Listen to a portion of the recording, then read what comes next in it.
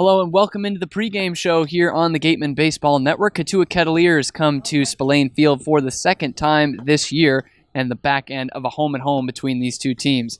Alongside me is JD Raucci and Henrique DaMour. I'm Cameron Stuart. It was a tough one for the Gatemen last night going into the ninth inning with a 2-1 lead and ended up blowing it. Became a 2-2 tie, first tie of the year for the Gatemen in this Cape League season. JD, what went wrong for them last night? Well, it was the back end of the bullpen again. Easton Lucas was fantastic as the first reliever out of the bullpen to relieve Ryan Garcia, who had himself a really nice start. But then Easton Lucas let two on in that ninth inning. Zach Hart ended up coming in, ended up allowing that game-tying run, and eventually the pitching was so good on both sides of the coin in the last, in the one extra inning that we got to play in that 10th inning, and nobody could get anything going offensively. Steven Schock was absolutely fantastic out of the bullpen for the Cotuit Kettleers last night. That funky three-quarter sidearm delivery with the high, weird leg kick. It's just one of those things that, you don't see that kind of motion, you don't see that kind of mechanics every day, so when you see him once every, 2-3 weeks, maybe at best on the Cape, it's really hard to hit, and the Gatemen really just couldn't do anything in the latter half of the innings offensively. But the pitching overall was pretty good. Can't really say much because Easton Lucas led on the first two runners of that inning. He was charged, ended up being charged with that earned run in the ninth. So Zach Hart was pretty good. He did what he needed to do. He had first and second with two outs, so there was a possibility that Cotuit could have walked it off. He came out with a big strikeout, so Zach Hart ended up bouncing back a little bit from that Falmouth outing where he really melted down. So I was impressed with the bullpen for the most part yesterday. But in the end, the offensive woes, it was good offensively in the first half of the game, and then not so great in the second half of the game. Gatemen only scored, 2 runs in the whole game, and most of those came before, or all of those, came before the fourth inning, so the offense at the end of it kind of sputtered out. But I was impressed with the pitching all around. It was a lonely night for the Gatemen offense last night, but as JD alluded to, the pitching, it was all about Easton Lucas a night ago. I think it was, yeah. I mean, like JD said, Ryan Garcia, he had a heck of an outing, and he solidified himself as a 1-2 guy in the top of the rotation, but Easton Lucas is a weapon out of the bullpen. He's awesome. I mean, he's gone more than 3 innings in all of his appearances. His first appearance was a start, but since then he's developed into a long relief guy. And I've gone back and forth on where he could be most valuable. Is he more valuable as a long relief guy because starters in the Cape only go 4 or 5 innings? So you need someone like that every 3 or 4 days to just anchor down that 4 through 8, then you toss it to your closer for one solid inning, right? He extends games and he gives the back end of the bullpen a little more relief. So I don't know where he's more valuable, but the bottom line is he's got a sub-1 ERA. He was absolutely dominant against the Cotuit offense that has been hot and cold throughout the year. But like you said, JD, aside from that one run in the ninth, they got a solo shot from Zach Humphries, from their catcher. But that was it. And that one just snuck over the foul pole. It was a controversial call that, maybe could have, it went one way initially, but it was very clearly a home run. But that was the only mistake that Garcia made, and Lucas made 0 mistakes against these Kettleers. Easton Lucas has been consistently good for the Gatemen all year, but one guy who has risen like a phoenix for the Gatemen has been Isaac Collins. What has gotten into him? Another 3 hits yesterday. The kid just can't stop hitting at this point. 3 hits against Chatham, 3 hits against Cotuit last night, 3 for 5, a single or 2 singles and a double for Isaac Collins. He's moved himself out of the 8-hole all the way up to the leadoff spot now, so there's been a lot of lineup turnover and lineup switching and positioning changes, and that's because Isaac Collins has been so fantastic. He has been the catalyst that has gotten this team going. First inning against the Cotuit ace, John Baker, he leads it off, gets a single. Nobody else can do anything against Baker, and Baker was pretty good the whole game, and he got 2 hits off of him. Isaac Collins continues to produce at the top of this lineup. He's one of the hottest hitters in the entire Cape League right now. He has been absolutely magnificent over the last week. And I think the big thing about Isaac Collins is he just needs to start playing every day. He was really in and out of the lineup when he was being played as a middle infielder, but now that he's become pretty much the everyday right fielder, he has gotten much better offensively, and he's been good defensively as well. We didn't even get a chance to talk about it yesterday, but how about the catch he made against Chatham 2 nights ago? He has been absolutely wonderful, both offensively and defensively in right field, and he has impressed me with the way he has come back from a tough start to the season and has become the catalyst for this offense, and really is the gear that the straw that stirs the drink, I guess you could say, for this Wareham offense. Isaac Collins has been fantastic with guys like Sahid Valenzuela and Austin Shenton struggling over the last few days. Collins certainly one of the keys why the Gatemen are still in first place in the Western Division, but only getting a point last night between these two teams because of the tie. And these are crucial points now for the Cotuit Kettleers, in fourth only on run differential. This is a team that's starting to play playoff baseball right now. How crucial are these games going forward? These games going forward are huge. I mean, there are only 2 weeks left of baseball left in the Cape League season, and Falmouth and Cotuit have kind of been trading 4 or 5 spots. And Cotuit isn't last, like you said, just by run differential. Falmouth has been playing a lot better baseball as of late, as we know.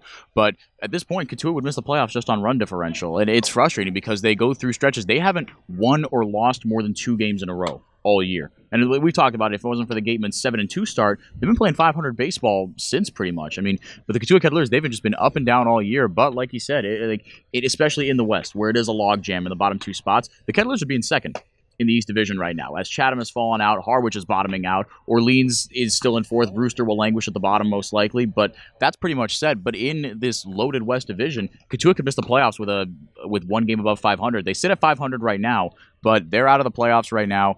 They want to get back into it. They won it all in 2013. This is a storied franchise, and they don't like, taking a game on, a game off, and this point was crucial, but I think even they know that they had a couple opportunities to walk it off, and they blew it a little bit last night. As Henrique mentioned, both Falmouth and these Cotuit Kettleers, battling for that last spot in the Western Division. Gatemen will face those guys 3 times over the next 4 games, starting with tonight. And one of the guys who knows all about these crucial games from his many years in baseball is Don Sneddon, the Gatemen coach, and he got a chance to sit down with our Mary Orders before the game. Thanks, guys. So, Coach, first tie last night of the season. How does it feel to tie? Well, I mean, you get a point. So it's not as bad as a loss, but it's not as good as a win. So you work hard for 8 innings. You want to get that. And if you're the other team, you're happy to get one run to get one. So we obviously were a little more disappointed, I think, than them. And Easton Lucas came strong out of the bullpen. What did you see out of him last night that you liked? Just composure. Really growing up a lot. I mean, not stature-wise, but just mentally, trusting his stuff, trusting him, and coming after hitters. And he's really improved a lot this summer. I'm excited for him when he goes back to Pepperdine to see how he's going to pitch for them. And what do you think his role is moving forward the rest of the summer? Well, he'll start and he'll pitch, and he'll eat up a lot of innings for us. So he's got to, every time he goes out, he's got to eat up 4, 5, 6 innings for us. And Isaac Collins has been one of the best hitters for the team and in the league over the past few days. What's his progression been like this whole summer? Well, we talked about that in the cage. He's not missing the pitch when he gets the chance to hit it, and that's what all hitters try to do.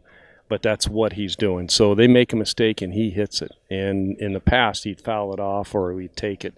And right now, he's just on fire with that. So that's a good sign. Looking to tonight, what are you expecting out of starter Will Proctor?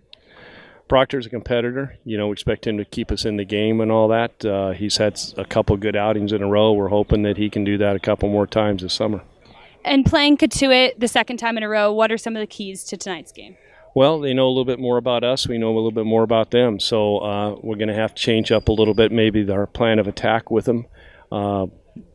Proctor's a little bit more aggressive fastball-wise. He has a little bit more velocity on it, but otherwise similar to Garcia. So we had some success with that last night, and hopefully we can continue tonight. Coach, thanks so much. After the break, we'll have more from the Gatemen Pregame Show.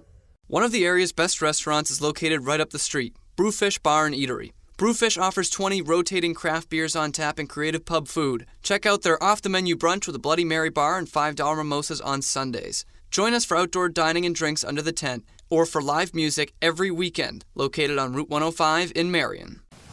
Thanks, of course, to Mary and Dom before the break there. Good pitching matchup, an interesting one tonight between these two teams, the Gatemen and the Kettleers. I know we were talking about on the broadcast last night, Henrique, John Baker being the ace of the staff for Cotuit. If he is their ace, Anthony Veneziano has to feel he's being slighted. He's had a great year, and he's red hot coming into the start tonight. Yeah, but like you said, I think that is maybe the only reason they can't consider him his ace. And we talked about Baker's numbers coming into the day yesterday, 27 strikeouts to 1 walk. I mean, that's phenomenal. That's going to get you ace status no matter what. But Veneziano, he had a tough start, his first start out of the case, his first start on the year. But since then, he has been absolutely stellar. Like you said, Cam, ground ball guy, but did register 5 Ks in a outing against Harwich, in which he had a no-hitter going into the 5th inning, or actually through 5, and he got it broken up in the 6th, but he just had 1 hit allowed in those 6 innings against a pretty on and off Harwich team. They score a few runs, but their pitching staff is absolutely dominant. Harwich is a bit of a funny team, but the fact of the matter is Veneziano, like you said, he's one of the hotter pitchers in the Cape right now. He's not going to let the Gatemen get anything for free, right? It's going to be tough to get base runners on base. He gets weak contact, a lot of ground ground balls. So the few runners that the Gatemen do have, they're going to need to be aggressive on the base paths. They're going to need 3-4. They're going to need Shenton and Valenzuela to provide the extra base power and move runners on maybe artificially. Get them on, get them over, get them in. I wouldn't be surprised to see some bunts laid down if the offense goes cold the first couple innings, because we've seen that the Gatemen, they struggle to battle back if they're down early or they don't produce early. Chatham, right, it's a fantastic example of the Gatemen. The offense, the pitching seems to feed on the offense. If the offense gets going early, the pitching is lights out. We haven't seen a lot of high-scoring back-and-forth games this year. We've seen a lot of 1-0, 2-0, the 2-2 tie against Cotuit yesterday is a fantastic example of what can happen, kind of the unnecessary high blood pressure that happens if the Gatemen don't get the offense going early. And I think the Gatemen could run into a similar situation here against Veneziano.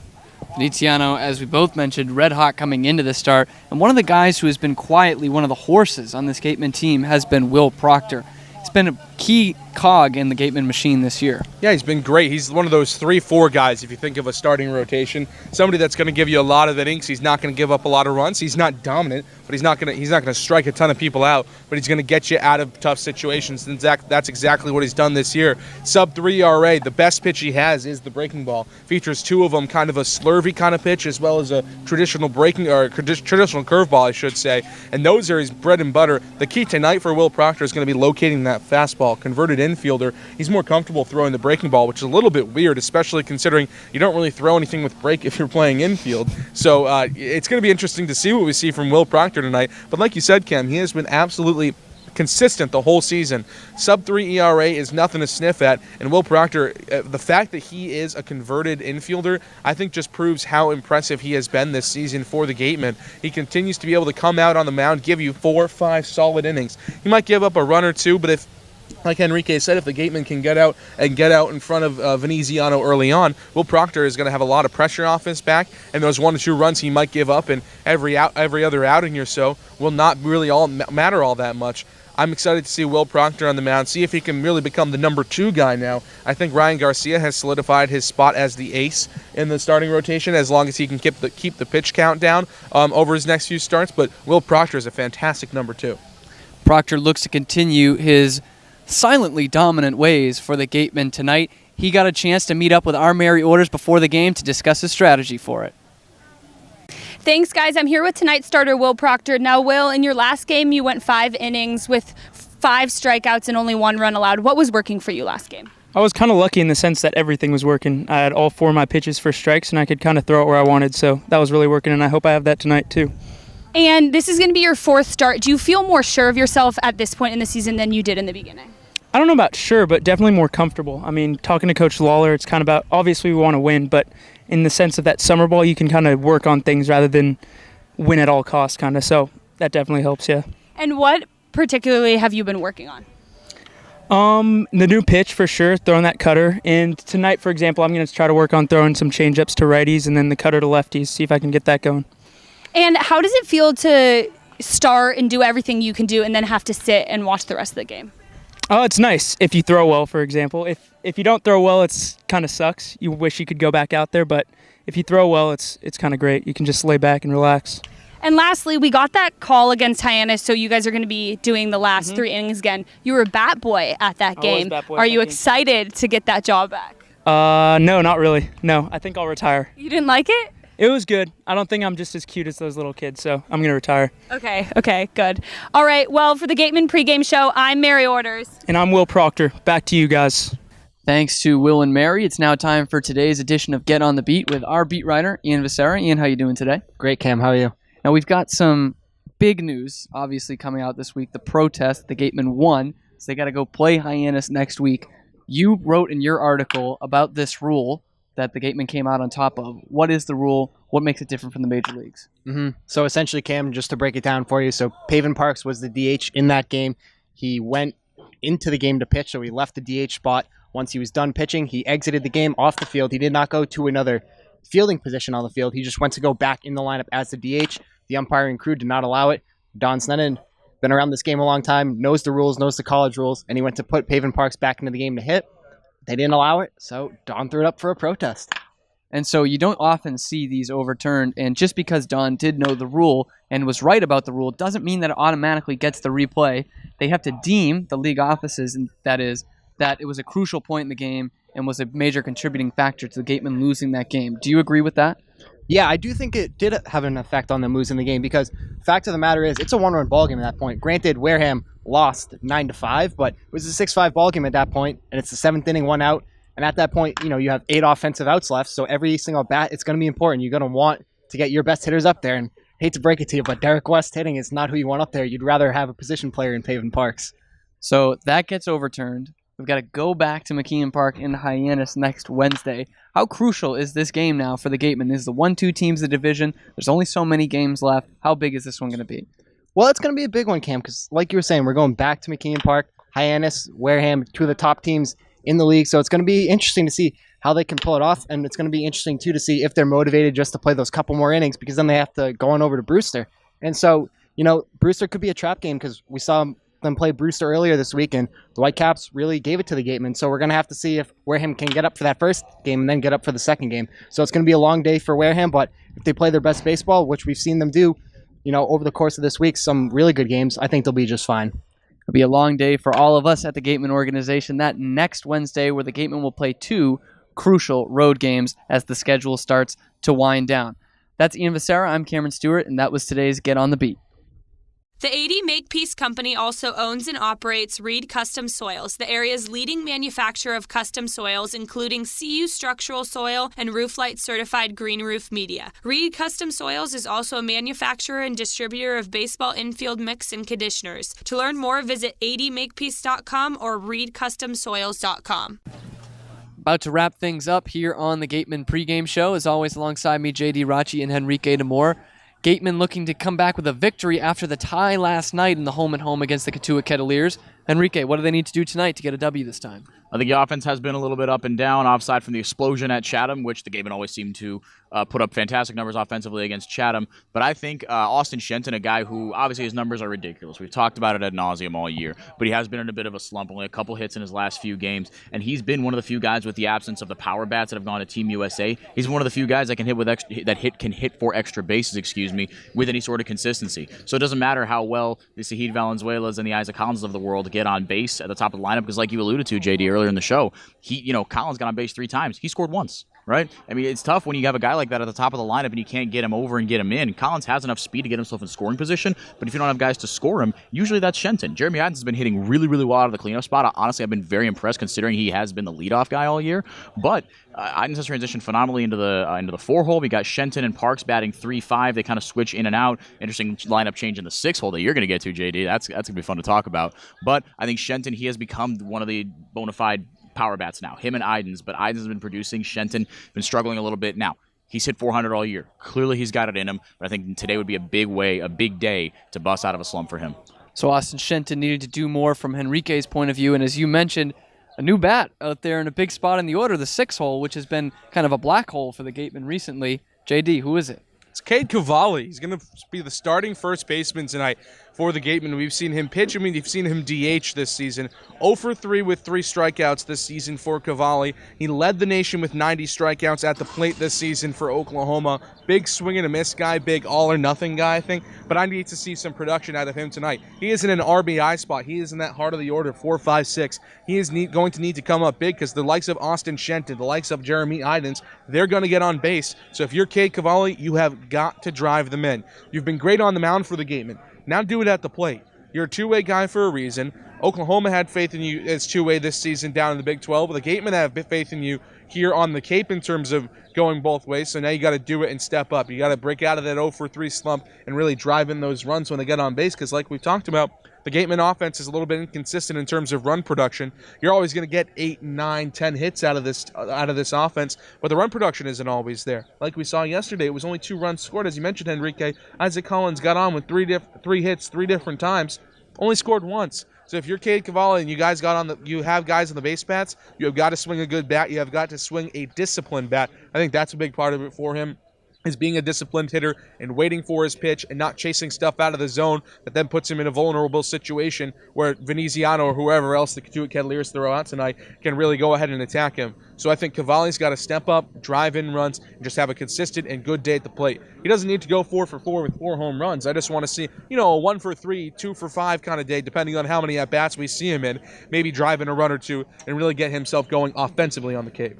So it's going to come down to some of the big bats in the middle, Austin Shenton and Cade Cavalli. That's going to wrap things up for us here on the Gatemen Pregame Show. He's JD Raucci. He's Henrique DaMour. I'm Cameron Stuart. These two guys will bring you the game between the Gatemen and the Cotuit Kettleers tonight right here on the Gatemen Baseball Network. Thanks for watching.